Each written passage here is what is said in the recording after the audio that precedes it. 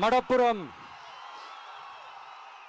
அஜித் குமார் அவர்கள் ஒரு சாதாரண ஒரு எளிய குடும்பத்தைச் சேர்ந்த ஒரு இளைஞர். அந்த சாதாரண குடும்பத்துக்கு நடந்த அந்த கொடுமைக்கு சிஎம் அவர்கள் சாரி சொன்னாங்க, தப்பு இல்லை. இப்ப அதோட சேர்த்து இதையும் கொஞ்சம் பண்ணிருங்க சிஎம் சார்.